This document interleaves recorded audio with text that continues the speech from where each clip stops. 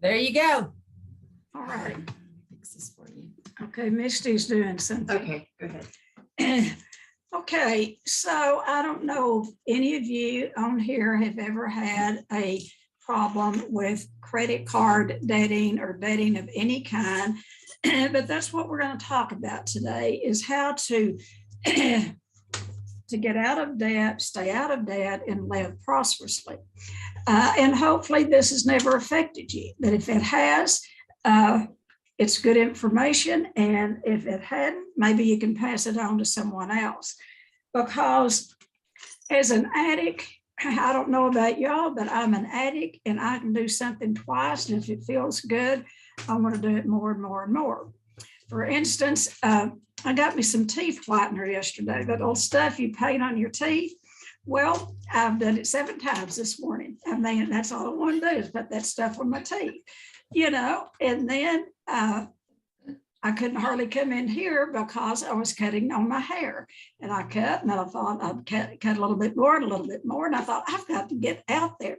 So whatever I start, I want more of. And I believe that's what addiction really is for a lot of us, is the addiction of more. And, the subject of money, the 2 things that most people do not want to talk about is sex and money. So we're not going to talk about sex this morning, but we are going to talk about money. And money is just energy. That's all money is. It's just an exchange of energy. You exchange something for a service or for a good, or goods or whatever. So nearly, I don't know that I've talked about anything that I haven't personally experienced. And I didn't miss this either, this debting stuff. When I came home from treatment 36 years ago from LA, I'd been out there treatment for my eating disorder. I came home with like a hole in my soul. I mean, that I had been filling up with food since I was 4 years old. And it was just like, okay, now what do I do? Well, what I did is I decided to go to the mall for something. And, that started my compulsive spending, my credit card debt. I got one credit card and then another one. Once you get credit cards and they send you these little things about, more credit cards and more credit cards, more credit cards. So I cannot tell you one thing that I bought, but I bet it was clothes, shoes, for me, my kids, grandkids, whatever. It was just stuff, anything to fill up that hole in my soul. And by the end of the year, I had accumulated I said the other day 20,000, but I was looking through, I was cleaning out some stuff, and I found my packet that I had worked with in Debtors Anonymous, and it was really close to $30,000, and that's just strictly junk, and that's strictly credit card debt. My husband said he would pay it off, and I said, no, you're not, because if I don't deal with this, I'll keep doing it. And, like anything else in my life, when I have a problem, now this doesn't mean I'm anybody's saint, but I've been around this block long enough to know what the solution to any problem is. So when I have something like this, I start praying for an answer. And that's what I did. I started praying. I did not know what to do. I could not stop the debting. I could not stop the buying, the spending any more than I could stop the eating. I switched addictions, which is typical for a lot of addicts. So, we hear all the time, when the student's ready, the teacher will appear. And I've been praying for some answers while still dating. And I could not stop. So I went to an open AA meeting, a noon meeting that I've gone to for many, many years. And there's this woman walked in. I recognized her. She's from a very wealthy family in Abilene, and I knew she had been in prison. I didn't know. I just heard something about maybe hot chicks or something. I didn't know what it was. But anyway, she walked in. And when she shared about her money problems and a bit about Debtors Anonymous. She was from Dallas, and how she was introduced to Debtors Anonymous was in prison. So the minute the meeting was over, I grabbed her. We sat out in the car and talked for 2 or 3 hours. And the first thing she told me to do, she said, I want to give you permission to buy something. I thought, great, I get to go buy something. And she had me to buy this book. And it's called How to Get Out of Debt, Stay Out of Debt, and Live Prosperously. Now, this book is not about, it's not a get rich quick scheme, any of that. It is a spiritual way to get out of debt and stay out of debt. So I went to Dallas for several meetings, and they're tough. Debtors Anonymous, what they do is they double team you. You have 2 sponsors because, it is such a dishonest, well, all addictions are dishonest, but, we try to fool ourselves so much about the money. And then we get that entitlement because we've made the money or whatever it is. And, it's for me, it was trying to fill up that hole in my soul. So I knew I couldn't drive back and forth all the time to Dallas. And so she agreed to come here to Abilene and help us start a Debtors Anonymous meeting. I put a little notice in the AA meeting place at the open door and put a little notice in the paper. And my youngest daughter, who, by the way, was helping me pay my bills. And so, she's my bookkeeper. She was writing the checks. And so she said, Mother, I'll help you start this. She saw it as a problem. She knew I had a problem. She said, I'll help you. And so we have a group room over at a separate piece of property. And so we gave that address, and we thought we'd just have a few people show up. It was one Sunday afternoon, and there was over 50 people in that room, 50 people. So I wasn't alone. And so we went around and people, would share while they were there and all. And by the end of that year, I'll tell you, when you get to talking about money and get in people's pocketbook, they do not want to talk about it. By the end of that year, for one thing, I was completely out of debt. By the end of that year, there was 4 of us left at that meeting. My daughter, myself, and a couple that had been in debt since they had married in their right out of high school. They were in debt the minute they got out of high school. And, by the end of that year, what started happening is when computers were really getting started really big, they put in a business in Abilene and became very, very prosperous. That is what can happen when you learn about money and let your money work for you instead of working, So I'm going to, there's no way in the world I can cover all of this, but I'm going to give you some things that we have to start in our mind to get our mind ready to do this, to work on the debting problem. So I'm going to go through these, and because this is kind of, the solution to the debting problem in this book is not to way over over halfway before the solution starts. It's preparing me for a mindset of what debting really is. And so I'm going to just give you a few highlights of this. And all right, so if you are, and none of you may be, I don't know, but this is good information you can pass on to someone else. So the first thing is right this minute, know that you're perfectly all right now. You're absolutely okay. And hopefully you have a roof over your head. You have food on the table and clothes on your back right in this moment. And that's what you have to do with treating any addiction, is staying in this moment, not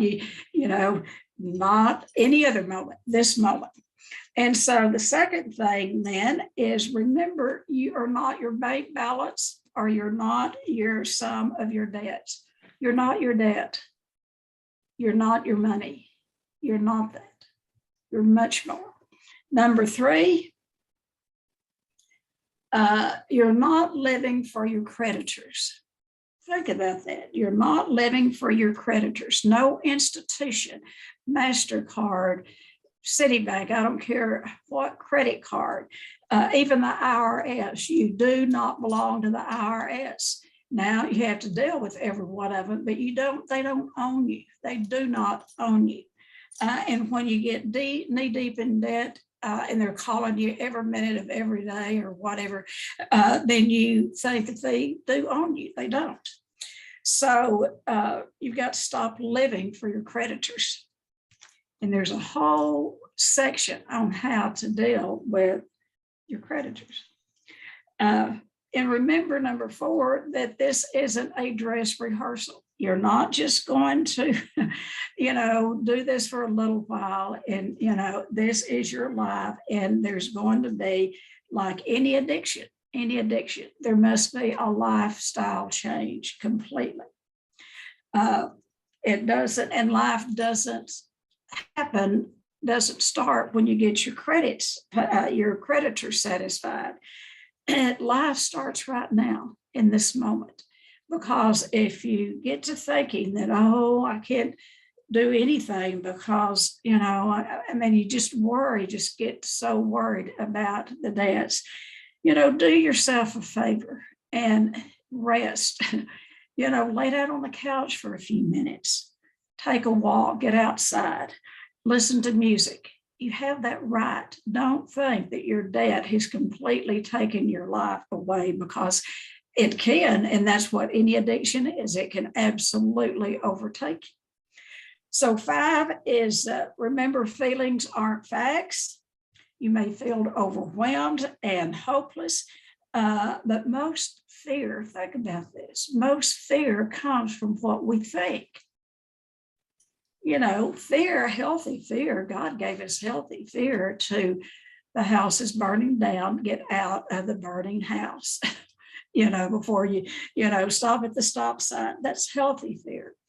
But the fear that when you're in the midst of debt, chronic debt, and you don't know a way out, the fear becomes overpowering. But you're not what you think. You're not what you think you're.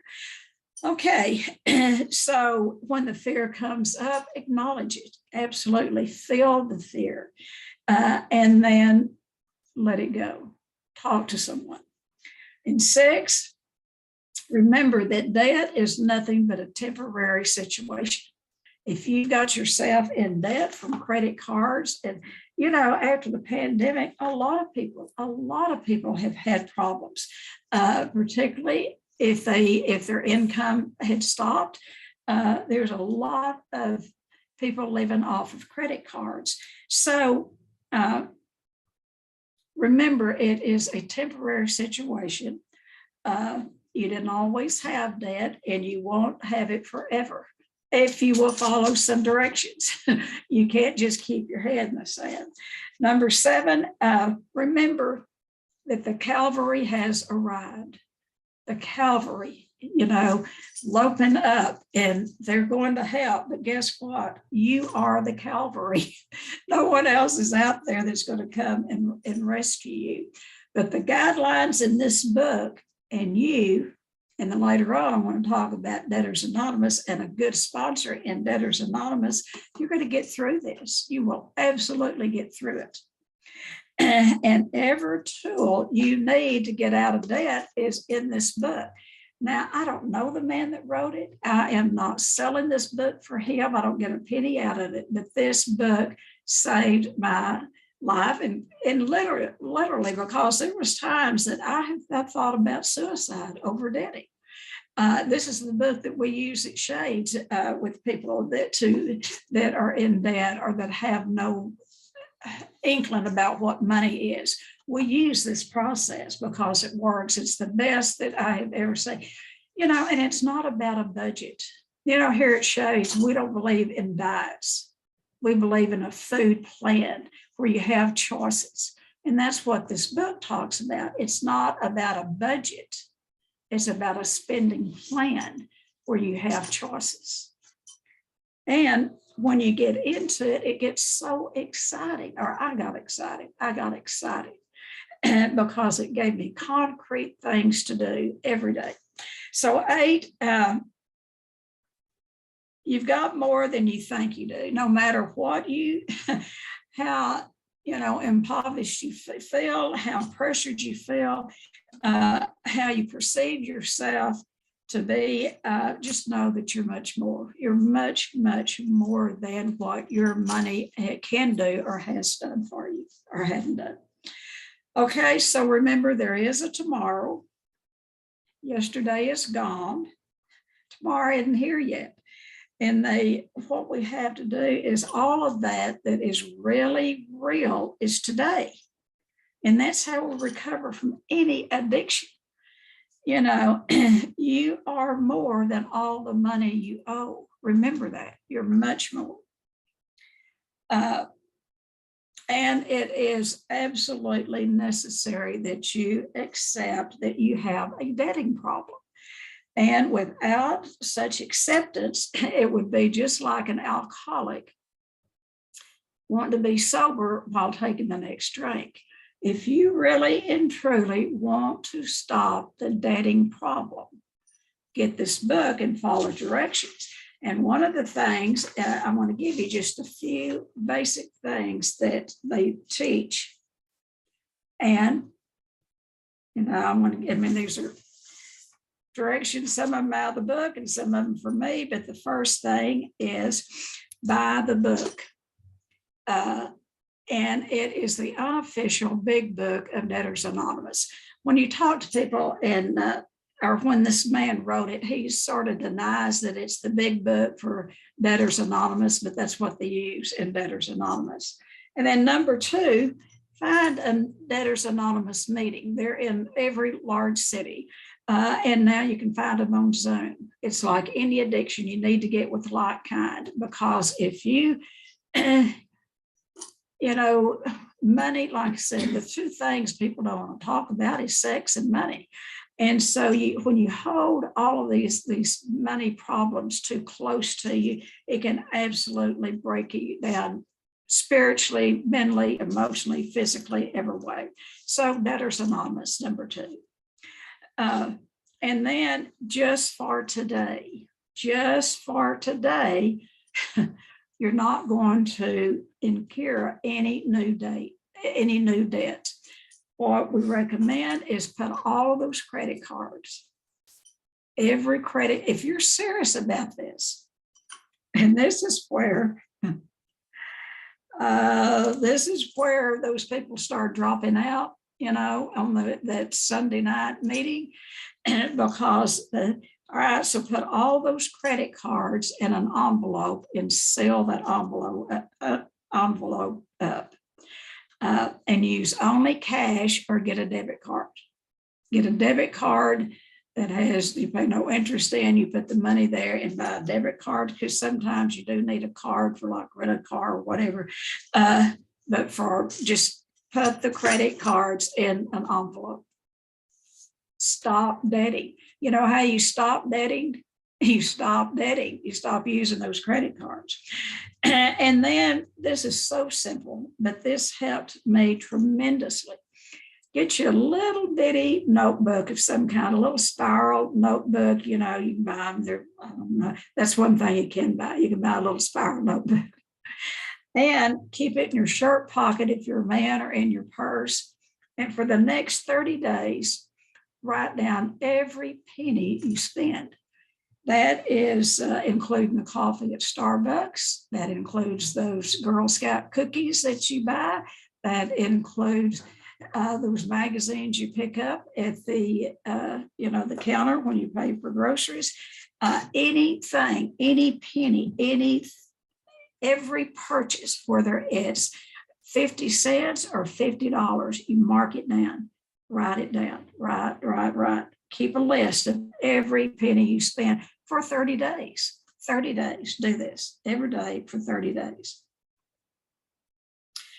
Number 5, I mean, this makes so much sense. It's, you can't get out of debt by borrowing more money, like I said a while ago. An alcoholic can't get sober while drinking. This is about stopping all of the borrowing, whether it's from a relative or from, a bank. Stop all of it for 30 days. 30 days. We're not talking about a lifetime. We're talking about 30 days. Give yourself a 30-day reprieve. And then 6, call all of your creditors, anyone that you owe money to. You're going to grow yourself up, and you're going to call your creditors and talk with them and tell them that you are working on a plan and that you will get back with them in 30 days. Really, all they want to do is hear from you. And, if you can, you're not even starting to pay them back yet. You're taking a 30-day reprieve from everything. But call every one of your creditors and be honest. Tell them you're working on a plan and you will contact them in 30 days. Then keep your word. They do not trust you because you haven't paid your bill. And so keep your word. That's going to start that honesty part for yourself. Be honest and upfront. You can't run from this deal. You can't. And so number 7 is pray. Pray and invite God into every penny you spend. And give yourself, like I said, that 30-day reprieve, that 30-day reprieve. Don't think of your debts because you put all those credit cards in an envelope and you're not going to be using them if you really going to do this plan. And then when you get those bills through the mail, don't open them, put them in a drawer. Don't open them because it'll probably be threatening letters and all of that. Put them in a drawer and do not open them for 30 days. You're going to have to get your mind set on this. You're going to have to get your mind set. You're going to have to detox. This is detoxing from debting. And the way you detox from it, like alcohol or food or any addiction, is you stop doing the activity. You stop it. And then, you're buying yourself, that's kind of a play on words, but anyway, you're giving yourself a 30-day reprieve. Don't talk to any creditor after you call them. They'll, more than likely they'll stop calling you. They'll honor that. Most of them will. And then when you get your plan, you call all of them, and through this book, you're going to figure out what you can pay each creditor. Now, you may be only able to pay $5 a month or $10, but I want to give you a little hint. If you pay anything toward that debt, they cannot come after you for anything. I mean, they can't, as long as they accept the $5 or whatever you pay. So the rest of this book is going to teach you. You're going to take that spending plan. That 30-day list of what you're spending your money on. And then there is an assignment in the book that tells you what to do with that list. And there are, from there, there's step by step by step ways to get out of debt. And they work. And it's spiritual, because when you're in debt and you get so far into debt, it's like a black cloud. It is like a black cloud over you. And then your self-esteem goes down, your self-worth, can't look people in the eye. And this is about this 30-day reprieve. Giving yourself a 30-day reprieve is going to help you get ready to do the plan to get out of debt and stay out of debt and live prosperously. People get out of debt all the time. They find a way to pay their bills off and get out of debt. The next year, they're back in the same place for the next 2 years. And so this is about learning how to get out of debt and stay out of debt and become prosperous. And it will tell you how to use a credit card, but only one. And so I hope you will buy the book if you have a problem. There's so much to it. But anyway, but it's simple. It's a simple program. It's a simple process for a complicated problem. And if you will do this, you're going to see the sun's going to rise again. You're going to get out of the darkness, and you won't be afraid to answer the telephone. You won't be afraid to go to the mailbox. Your integrity is going to return. And like I said, my husband had his own business, was in the oil field related business for years. He was a little codependent with me. He would have done anything in the world for me. And he really wanted to pay off that credit card debt. And I knew if he did, I knew it was an addiction because of the way what I was doing. And I knew if he did that, I would do it again and again and again. And I knew I had to find a way to get myself out of it. I got myself into it. I need to find a way to get myself out of it.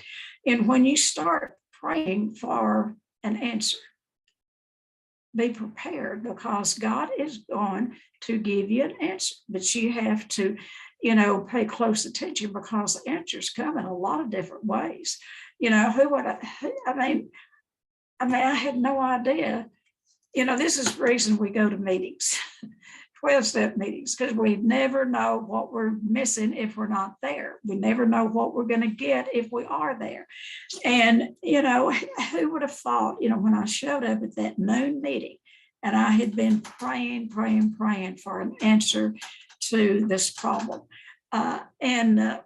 And I knew that it was more than, just going to the bank and talking to the bank about giving me a loan to pay off. I knew it was deeper than that. I knew it was an addiction. I absolutely knew that it was an addiction that was filling up that hole in my soul that food had filled up. And so who in the world would have thought that I would walk into an AA meeting, an open AA meeting, and there would come a woman fresh out of prison. She hadn't been out of prison but about 6 months. And she went to prison for hot check writing, credit card debt, and then forging checks. This is how bad debting can get, to the point that her family, they kept billing her out, and they stopped. Her mother started to Al-Anon. Her mother's no longer with us. Her dad's no longer with us. But they stopped bailing her out. She's a pretty wealthy woman today, but she really takes care of her money, and she puts it to service. She helps a lot of people, and she learned how to get out of debt by being in prison. This is why I sometimes discourage family members from rescuing their loved ones, whether they're alcoholics, drug addicts, debtors, whatever. Don't rescue them. Don't pay. And I know no one wants to see their child, their 30 or 40, 50-year-old child go to prison. That might be the place where they're going to learn the answer. Who knows? And who are we as parents to deprive them of getting in a situation where they might accidentally learn how to get sober or how to get out of debt or whatever the addiction might be. So that's what I have. I hope it's been helpful. I keep going back to this. If you really are serious, you buy the book, and feel free to call me. If you want to call and talk to me about it, you call the center and ask Jim or whoever answers the phone that you would like to talk with me. And if you want to say about something you heard about on Zoom, just leave me a message, leave your number. I'll call you back because I so believe in this process. It saved my life. I was contemplating suicide over this, over money that I spent on. I can't even tell you what I spent it on. I'm sure it was clothes and shoes and, gifts for my grandkids, stuff that didn't amount to anything. So stuff is, and I can still accumulate stuff. And every once in a while, once a year, I have to go through my stuff and get rid of it. And I'm doing that now, getting rid of some, we have to Like I love that book, Spark Joy. If it doesn't spark joy for me, I need to get rid of it. But the thing about my house is a grandmother's house, and everything except the main furniture in my house was given to me as a gift from either friends or clients or grandkids, and they all spark joy for me. So I'm not going to get rid of any of that. But what I will get rid of is probably clothes, maybe some of those shoes. So anyway, that's what I have. Let's open it up. If you have questions, comments, have you worked through that? So who would like to go first? All I see is me lightening Lori up. has her hand up. Who? Lori. Okay, Lori. Hi, Tennie. Thank you so Good much. morning. I'm Lori. I am a compulsive debtor, spender, under earner, and I go to the Dallas Prosperity Groups, the DA meetings here in Dallas. And I've been a member of that fellowship since November of 2020. Good for you. Everything you are saying, 100% spot on. Thank you for the book. I don't have that book. I have the 12 and 12. And now this is just my addict talking because it wants to say, oh, I know I have something. That doesn't mean anything because I still recently have struggled in this area, and it's just no accident that this is your topic today. I was on airlines today crying because I had to cancel a trip that I booked on credit cards for spring break next week, trying to give my kids that gift of a beach. And everything started to come into play that we weren't supposed to go on this trip, but my pride did not want to cancel it. The hotel was $196, which I had given them my credit card, but the plane tickets were $340, which I had paid cash from my debit card on Spirit Airlines, who does not give refunds after so many days. And my son had a practice next week that he really didn't want to miss to prepare for a tournament that's in Houston when we get back from Miami that I had to book. All the signs were saying, Lori, the trip just can't happen. My kids don't even want to go this spring break. They're like, Mom, we got this, we got that. And I'm like, no, we got to go to a beach because that's my goal for us, to go to a beach. Called Spirit. They said, don't tell anyone this, but we're just going to refund you your cash. The guy literally said that. He said, and then I'm telling over 30 people, he said, I just hear your reasoning. I'm going to refund you all of your money. I knew that was God meeting me where I was. And I was within a 2-day window of being able to cancel my hotel fully refunded. And I just told my kids, we're going to find some local stuff to do for spring break this year. And I'm working through this debt. I found DA through my SLAA sponsor. I'm in Sex and Love Addicts Anonymous. I had a repossession and they were suing me. And I just happened to say that to her on one of our shares. And she said, you know what? Have you ever heard of DA? And I was like, no.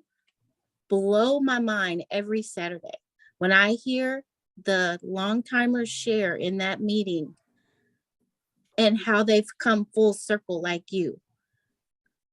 But just to know that I can act out with credit cards and debt the same way I act out with food, codependency, love, it blew my mind that I was doing that. But I still have to take hold of the program for all the tools that it offers me. And I just appreciate you talking about this today, on this day especially. So my higher power is just telling me, I'm all over you. I'm all over you today. Thank you. Thank you, Lori, for sharing. And thank you for talking about DA because it works like any other 12-step program, so thank you, thank you, thank you. And, what I heard about is the pride.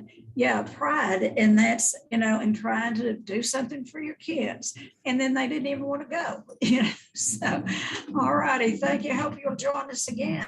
All right. Patty. Yes, thank you, Tennie, very much. This is just spot on for me because So I'm realizing, ready. whoops, I need to back up. I need to pay attention to what I'm doing. I'm not being frugal like I used to be. But I wanted to ask you, I wasn't listening close enough to the name of that book, and I do want to get it. The name of the book is, How to Get Out of Debt, Stay Out of Debt, and Live Prosperously. And live, okay, who's it by? How to get out of debt, stay out of debt, and live prosperously. Okay, thank you. Uh-huh. What's the author's name? Gerald Gerald Mundis. Yeah. It is, it will tell you precisely, it's kind of like the first 164 pages of the big book. It'll tell us precisely how to treat alcoholism or any addiction. This book will tell you precisely how to treat debting. So We have a question. What is considered debt or too much debt? okay, there's a question, what is considered debt or too much debt? One thing is if your outcome, what you're spending is more than what you're taking in.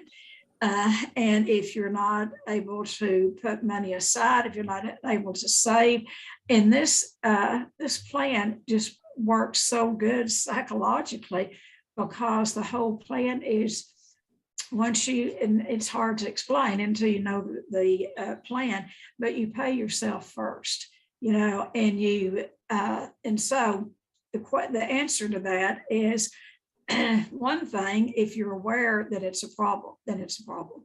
The fact that you're even asking is a problem. And so if you're having to, if you're having more to go out than is coming in, that's a problem. All righty, anyone else? And it's addiction too, is if you feel that anxiety or you feel that hole in your soul, or you're feeling sad, or you're having bad feelings and you think, or you're loneliness gets addicts, loneliness. Well, I just think I'll just go to the mall. Mine started the weekend after I got home from treatment, and I hadn't been anywhere to buy anything, although they did stop at all of the staff in treatment came in with these big old watches, different color watches. Well, of course, I wanted one. And on the way back from an OA meeting, of course, I talked the driver in to stop him at this drugstore where they got those watches. Well, I didn't have any money. And so I borrowed money from the driver. Those watches were, they were like they weren't, but they were just cheapos. They were like $5 a piece. Well, I think I wound up owing $25. I got one in every color, and I got the money back when I got to the center. But so the the spending started before I ever left treatment. And I remember going to the mall that Saturday morning thinking, I need something to make myself feel better. And that's how it started. It wasn't about, I need, a pair of shoes because my shoes are worn out. It wasn't that. I need something to make me feel better. So I went charging through the mall. So anyone else? Have any of you worked through that? John has his hand up. Who? John. John. There's my friend, John. Good to see you, John. Hey, Tennie. Hi, good morning. Good morning. Yeah, I was pretty good with my money until my addiction got really full blown. Yeah. But like in 2019 when I quit my job and I took the summer off and all I did was drink. Mhm. I spent $10,000 that summer, all my savings. And then, I got back to work and I was like, well, I need this, this, and this. And I started buying stuff for work and I just never got out of it. And then I kept drinking from then until when I came to treatment. But now, since I've been out of treatment, I'm already out of debt. I racked up like $3,700 worth of debt, and I got back, and my dad paid my car off for me. That was cool. It was $1,700. But then I went and bought a new car, got a new job, and I was like, can I really afford all this? I can, but it's a lot easier too that I'm not in my codependency where I'm paying all my mom's bills anymore. Good for you. I'm only paying my bills, and I don't got her living with me anymore, and guess what? She's still alive. She's still thriving. It didn't take me doing that like I thought it would be. Yeah. But no, it all tied in with my addiction to drinking. I was too worried about having the $250 or $300 a week out of my paycheck that I needed to drink every day of the week, for a full week, than to pay my bills. And now that I'm not drinking, I can afford to pay my bills and get out of debt. Besides my new car, Yeah. which was a good, car loan. But I look at a car as a necessity because you need to get to work, you need to get to A to B, you need to go to my meetings. So, but it all tied in with my alcoholism and my codependency with my mom. What about the food piece? I mean, that my groceries are expensive every week, but I eat all natural stuff. I mean, all stuff on the meal plan is expensive, Yeah. but I can afford it. It's Yeah. I don't eat out at restaurants. I cook everything, Good for you. and I don't really know if the meal or my overeating and everything really played into my debting, because I spent about 90% of my money on my alcohol Okay. for like the last few years. So, Yeah. but my Yeah. meal plan is going good now. But I mean, as far as debting, I'm out of debt besides my car. Yeah. Good for you. So since I've been back from treatment. And, that's the thing that, we hear sometimes, well, I can't stay on Shade's food plan because it costs so much. And, it is better than, fast food and eating out costs a lot. So I'm glad to hear that you're doing your own cooking and you look good. I love those shades on you. Thank you. You need to come see us. All righty. Oh, that's coming right around the corner. We're remodeling Shades, and when we get through, we're going to have an open house / reunion. We haven't had a reunion in several years, and we used to have one a year. So stay tuned. We'll get all the invitations out, but it'll be a while because, Cam is working on that diligently, but Shades is having an overhaul. It needed it a long time. It's going to be very pretty. So all of you will be invited. Okay, anyone else? TJ. And then Retha. Okay, TJ and then Retha. Good morning. I'm still working through several problems, compulsive overeating and some other things, but we faced the spending early in our marriage. We've been married 53 years now. And when we first got married, we were on the smallest salary you could ever imagine. My husband was a pastor, and we lived in a parsonage and had the tiniest stipend to live on. And so now we have come out of this, we went to a workshop and we did the very kind of things you're talking about. And it does work to do that. But it may be helpful to someone to hear the way that your brain tricks you into thinking that you're not doing something wrong, that you're very clever. One of them is that if you only pay the minimum amount on a credit card, then as long as you're paying the minimum amount, that you're not doing anything wrong. And then one day you look how long it would take you and how much it would take to pay off all of that. The other one was we lived in Houston, and my two kids were in junior high, high school. There's a very high-end store that started in Dallas that was there, and they had their last call, which was things marked down tremendously. So I would buy these wonderful things and come home and add up how much it would have cost if I had paid retail. And then I would say, well, look, I only spent $250 and this is worth $800. Mhm. So look what a good thing I did. Yeah. So you can justify and make it feel good and look good.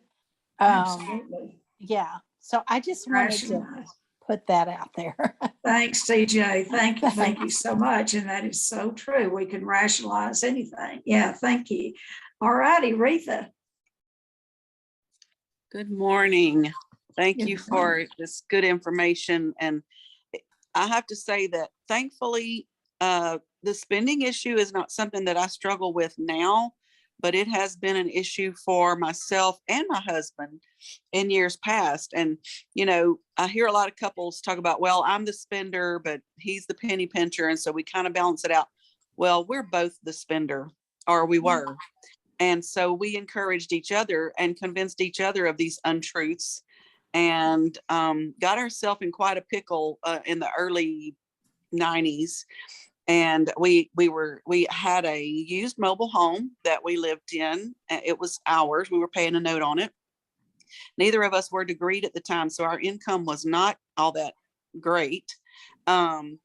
We had two kids, and we found ourselves in debt to a point that we could not pay anything. And we couldn't even pay our little mobile home note. And we were just about ready to file bankruptcy. We didn't know how else to deal with it.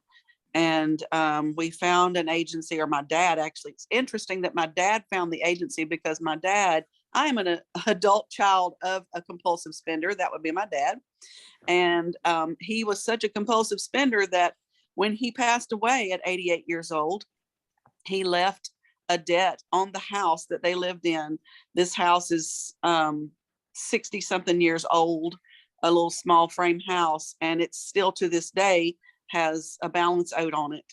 And because he took out an open-end loan so he could have his spending money. But anyway, he found this agency near us that would work with us and getting our debt paid off, and they would work with the people we owed, and working on them, starting with the lowest balance and just chiseling away. And we did that program. Now I'll have to say that it affected our credit probably as much as a bankruptcy would have. We found out later, but it got us out of debt. And it just shut everything down. We couldn't say no to it. We just we didn't have the strength to say no to it. And it shut everything down, where we had to live on what we made.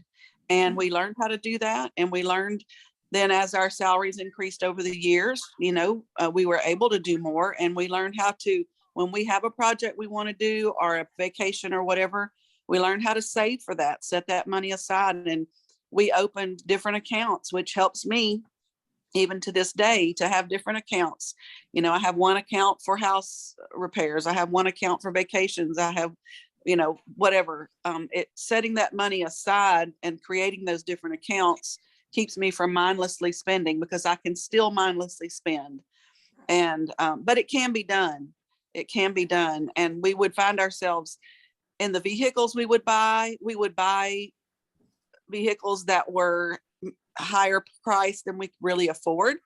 And then we would end up every time for several years, when we'd go to trade in a vehicle, we'd be upside down in it. We would owe more on it than it was worth. And it was a problem, ongoing problem. But thank God we are finally out of that type of spending and mindset. And it can be done. Just be encouraged, those who are still in the depths of it. You can make it out. Absolutely. Well, thank you so much, Retha, for sharing. And the flip side of overspending and netting is there are people who can be as anorexic in spending as if they can be with food. You know, we've worked with anorexics that probably have the first dollar that they ever made. I mean, they squeeze money. They will not even buy things that they need. Now, this isn't every anorexic, do not hear that, but a lot of times it will be your anorexics that are anorexic with not only money, but sex. I mean, you go down the list. And so it can be a problem on both ends of the scale. But mainly, you know, we're talking today about the debting and spending and, you know, having a, you know, we can all convince ourselves that we need something. That's kind of what Rita was saying. My little husband, of course, he smoked. And then he drank the first part of our marriage. And so that's any money that he spent, he only spent it on cigarettes, alcohol, and gasoline back and forth to work. He didn't buy himself one thing. I never knew the man to buy one thing. So then I had to buy for him. I mean, I dressed him to where, I mean, he wore uniforms to work, but when he was going out with me, I'll tell you, he looked good because I saw to it that he did. That was part of my compulsive spending also. So anyone else? Okay. Mission Angel. All righty. Okay, my angel left. She's hyper this morning. But anyway, I was just going to say, I was in a situation where we had 2 car payments. We had an expensive apartment payment. I had credit card debt, and my husband lost his job. I think it was 2008. And I called my dad and said, would you just if we don't get the money, would you give us the money just to keep the credit card solvent? So, because we can live on the credit cards till he gets a job. And my dad, who was very tight with money, said, you got yourself into that. You got 2 car payments. You got all that. No. So I said, well, you know, my car's almost paid off. And then my husband said, no, we have an extra year because to get the payments down to 500, I did a longer debt. But anyway, I figured myself out of that. I paid $20,000 of credit card debt out. And what I had to do was stop spending. Yeah. I mean, you go to the grocery store, you pay cash. If you don't have cash, you just, you know, you buy something different, or you just do without, or you don't. And like now, okay, we're completely out of debt. We don't have any debt, no car payments. And like my daughter will say, oh, we're going to go to Kohl's. And I'll say, no, we're not. We're going to the thrift store. You can buy clothes, you know, for everyday clothes, $100, you can buy a whole new wardrobe. You can go to the thrift store and buy little trinkets that you like to buy that would cost $20 at Hobby Lobby. You can go, there's a lot of things you can do. She likes to go to Whole Foods. I'm like, no, we're going to HEB, store brand. That will half your store brand is usually half. And if it's just as good, why would you pay double? So those are the things I do. I'm the killjoy in the family. I'm the anorexic. Don't buy anything. You don't need anything. Wear that till it wears off. Because my dad grew up during the Depression, and that's what we were taught. If you can't pay cash for it, you don't need it. Yeah. So, well, thank you so much for sharing. That's uplifting. Thank you so much. okay. All righty. Anyone else? Sally. Sally. Yeah. I was thinking, I know for me, in running up a credit card, I found that before coming to Shades for treatment, that my depression was when my shopping would go off the wall and I would run up my credit cards. And then I'm stuck having to pay them off and not have extra money each month. I did get through that, but since going to Shades and being in recovery and working steps and all that kind of stuff, a sponsor and everything, I'm not running up credit cards anymore. Actually, I'm down to one credit card now, and I keep it simple. Yeah, but I thought of something was kind of funny. Back when I was in college, my roommate and suite mates were smokers, and they were always constantly buying makeup to do their face. And so I got the bright idea of putting an empty jar on the dresser. And I said, every time you buy a packet of cigarettes, you put that amount of money you spent in the jar and how much on makeup in the jar. And then I put a jar next to it for what I bought. And I said, well, just see who has spent more money at the end of each month. And of course they always did. I didn't. And I would take the money and we would go out to dinner or something at the end of the month. But it was kind of one of those funny, weird kind of things that it just popped in my head and remembered that I'd done that. Thank you, Sally. Good to see you. Okay. So anyone have a topic? Well, one thing I was going to ask, Lindsay, you want to say anything? I see you're on here. Would you like to say anything? You always pull me out, Minnie. Come on. Not me. Tell her I did not tell you. Come on. Talk to us, Lindsay. Well, so I have recently been on this journey to not just get out of debt, but to change my relationship with money. And it's amazing how we switch from one thing to another thing, and without fully getting our worth or value. I mean, I'm codependent as mess, and I wasn't spending a lot of money on myself, but I'd spend a whole lot of money on going to take other people out to eat, or whatever it is. And so I had to get some help, and my help looks a little bit different than normal. I was allowed to. There's this lady in our church whose gifting is budgeting, and she and I have this incredible accountability relationship that I can go to her and be like, I feel like spending some money. I'm lonely right now. And she'll be like, yeah, that's a bad idea. But I can't remember if it was in September, October, something like that. I realized that I was just not getting it. So what we did, I took on a second job, and my main job, she gets all that money and she pays all my bills from that money. And I work a part-time job I manage that. And so I'm learning to, on a much smaller scale, spend that money and manage it so that when I am out of debt in October, Good for you. I know, I'm so excited. When I am out of debt, I'll know how to go back to managing my own money. So to whom much is given, much is required. And if the Lord can't trust us with a little, he certainly can't trust us with a lot. And I want to be somebody that would be useful to the kingdom of God and to just people in general.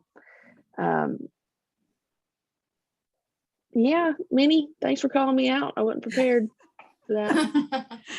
Thank you so much. I'm so proud of you. I'm very proud of you. One thing that I do miss a lot is being able to just pick up and travel to see you guys. So, well, come October, I hope that will be on the list. It's on the list, I promise. All righty. Love you. Love you. All righty. So next week, we're going to talk about how to give your children healthy self-esteem. I know some of you don't have children. Maybe this could apply to your inner child, but how to give your children healthy self-esteem, unless someone has something they really want to talk about. Anybody have an idea that they would like to talk about next week? Does that work? Tennie, I have a topic. Okay. How to give your children healthy self-esteem. Okay, thank you. All righty. All righty. Well, good. Well, tell friends, tell anyone that might be interested, and that maybe they'll join us on next Wednesday as we talk about how to give your children healthy self-esteem. All righty. Have a great rest of the week. We're traveling tomorrow to Lubbock to my oldest granddaughter's wedding, and that'll be exciting. We're going to have a whole weekend of celebration, and so that will be fun. So y'all have a good weekend, and we'll see you back here next Wednesday. Bye-bye. Thank you. Bye. Love all of you. Bye-bye. Bye.